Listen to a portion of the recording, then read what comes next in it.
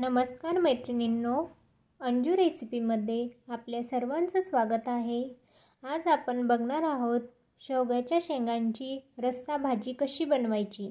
चला तर मग रेसिपीला सुरुवात करूया। मी सर्वप्रथम इथे शेंगा सोलून घेणार आहे।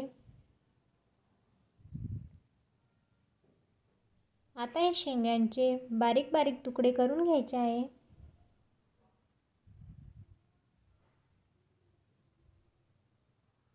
त्यानंतर ह्या शेंगा वाफळून घेऊयात।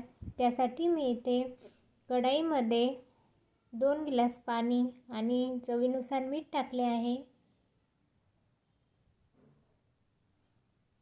आता मसाल्याची तयारी करून घेऊयात। इथे मी एक लहान आकाराचा कांदा चिरून घेतला आहे। खोबरे आणि धनेपूड मी इथे भाजून घेणार आहे। कांदा छान प्रकारे लालसर होईपर्यंत भाजून घ्यायचा आहे। तुम्ही बघू शकता आपला कांदा छान प्रकारे भाजला गेला आहे।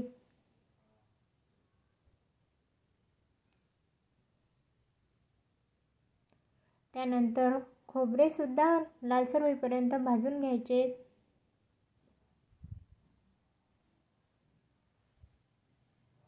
धनेपूड भाजून घ्यायची आहे।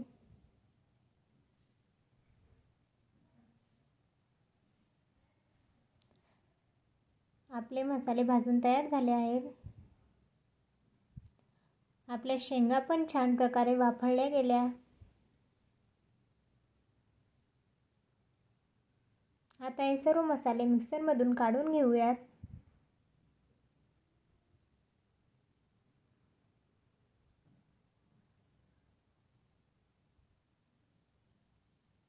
गरम मसाला, कांदा लसूण मसाला, अर्धा चमचा लाल तिखट हे सुद्धा मी मिक्सरमधून काढून घेणार आहे। आता फोडणीची तयारी करूयात। त्यासाठी मी ते कढईमध्ये 2 चमचे तेल टाकले आहे। तेल गरम झाले की आपण तयार करून घेतलेला मसाला त्यामध्ये टाकायचा आहे। मसाला छान प्रकारे परतून घ्यायचा आहे।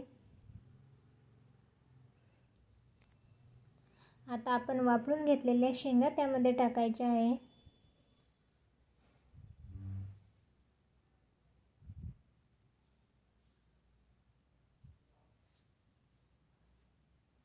तुम्ही बघू शकता आपल्या भाजीला छान प्रकारे तर्री आली आहे। भाजीने चांगल्या प्रकारे तेल सोडलं आहे।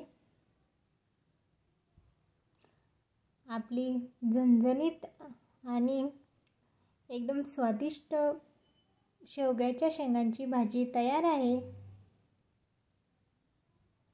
माझी रेसिपी आवडली असेल तर माझ्या चॅनलला लाईक आणि सबस्क्राईब करा। माझी रेसिपी बघितल्याबद्दल आपल्या सर्वांचं धन्यवाद।